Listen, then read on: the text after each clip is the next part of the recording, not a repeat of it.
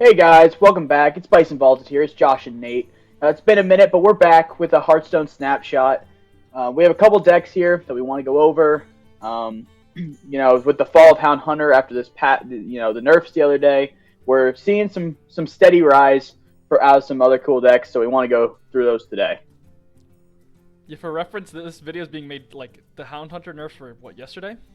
2 days ago? Yeah, they were yesterday. So it's the day after. Okay. So I'll just go over what happened with Hound Hunter real fast. With the main package of Spirit Poacher and all the other wild spirits, the 2-1 rush got nerfed, or it was a 3-1, now it's 2-1.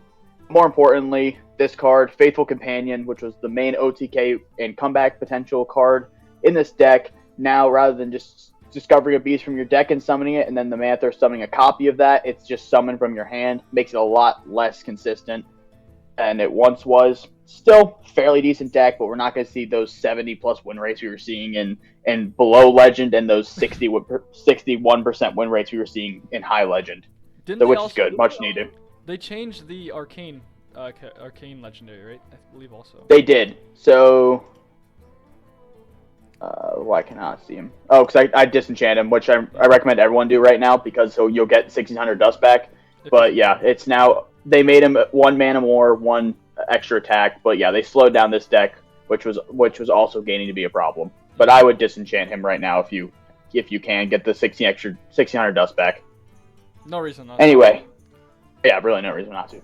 So first deck we're going to talk about, my personal favorite deck that's come out of this is the rise of Armor Control Warrior. I like the 30 card variants. That's what I'm going to show you. There are 40 card variants out there. The 30 card variant is just so much more consistent, constantly getting win rate. I'm at 8-0 with this deck, and I'm a mid to high Legend player. So the results are speaking for themselves. Great deck. Centered just through, we have early game control with slams, bashes. Blaze Storm recently got buffed from 3 to 2 mana. Shield Block a while ago got buffed. Stone Skin Armor, so good, drawing 2 cards. It reduced mana now too. So for 2 mana, just great. Craftsman Hammer, gaining that armor while you attack. Incredible.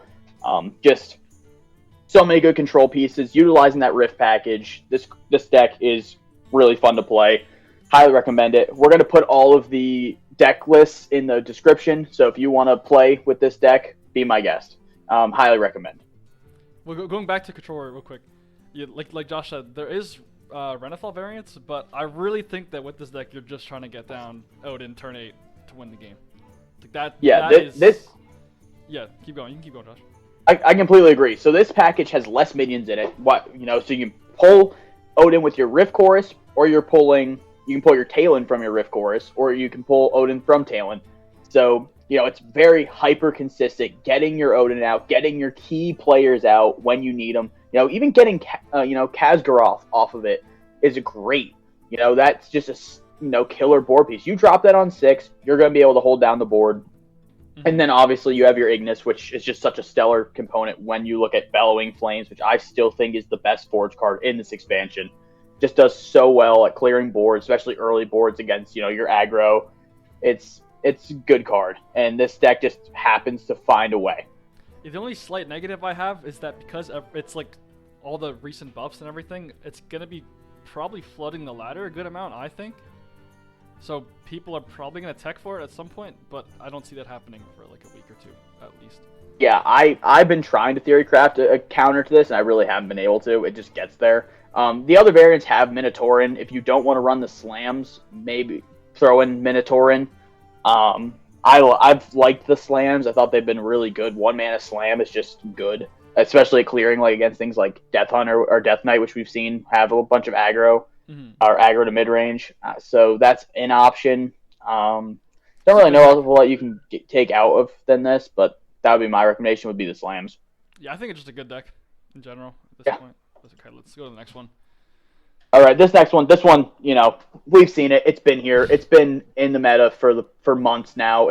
But it's rising again just because what it was problem is that Hound Hunter could consistently control the board, which is what Pure Paladin wanted to do, and it was just a hint too slow to put up with it. Now it's back. Nothing's changed very much. I mean, Feast and Famine got a slight buff.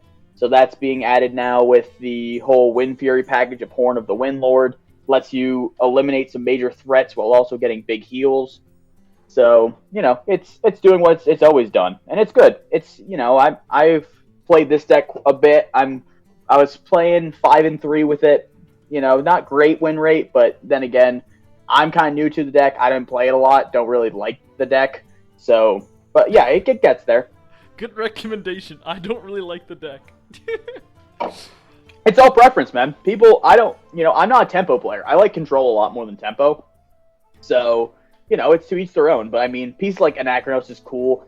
The Countess. See, I don't like things like the Countess. The Countess is just a win more card. It's a completely RNG based card. What you discover is if you win or not. So I don't know. It's not my cup of tea, but if it's your cup of tea and you want to play this deck, it's going to get you wins. It just is. Yeah, I think it's a pretty strong deck. I'm just scared that it gets outvalued by Warrior a little bit too much. The Light Rays really help with that late game, in my opinion. But yeah, Imperial gives the thing I was draw. The thing I was consistently noticing was that if you can get your early game down into a Purator on 6, you'll be able to spam your Light Rays by either 6 or 7. Mm-hmm. So if you can consistently get that combo going, you're money. Mm-hmm.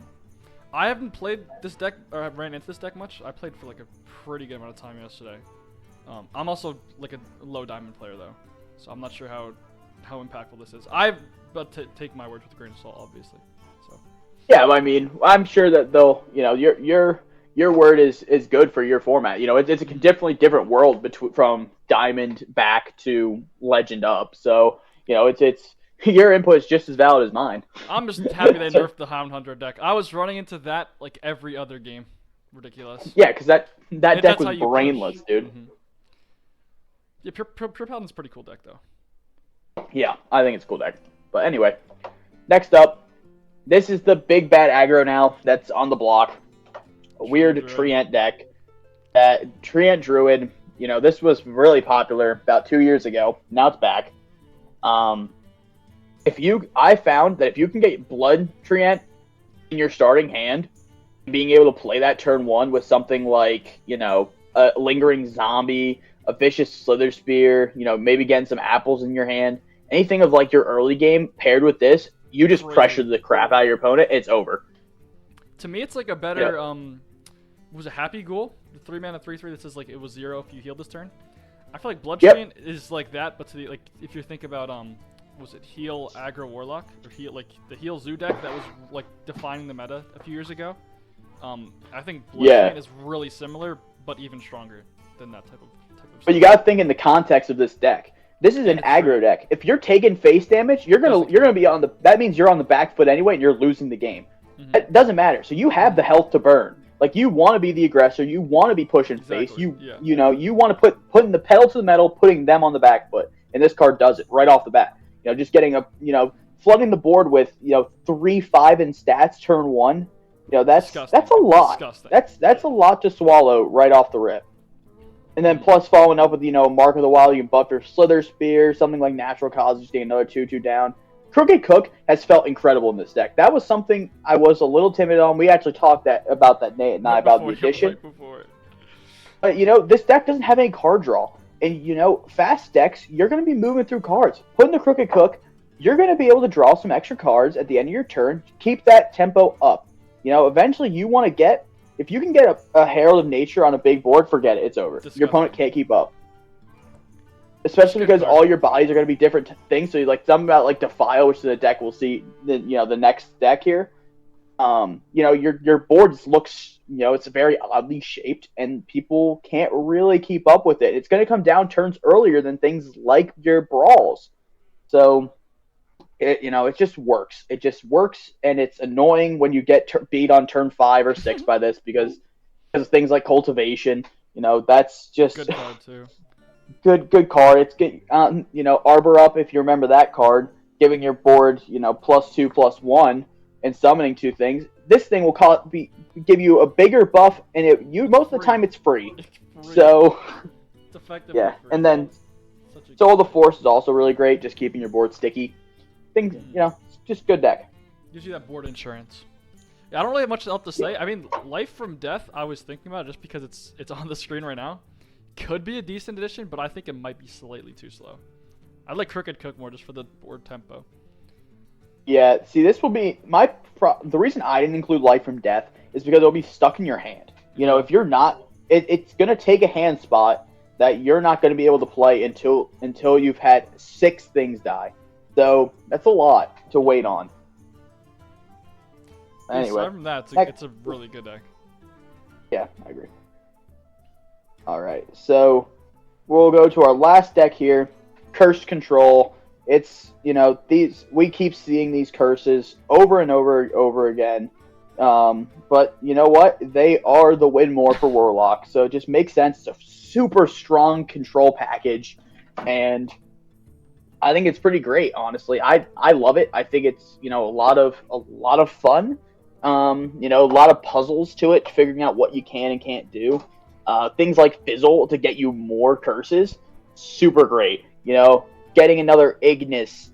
We know the power of this card. You know, it's just been fantastic, and it appears that they're not going to nerf it, so that's great. My favorite combo, though, overall with this entire thing, is if you can get Symphony of Sins down on turn 5 and just happen to get the 1 in 3 roll, that you get to draw your biggest card, grab the Sargeras, play the Sargeras on turn 6, and just start pumping out imps. It's over at that point. They just can't keep up.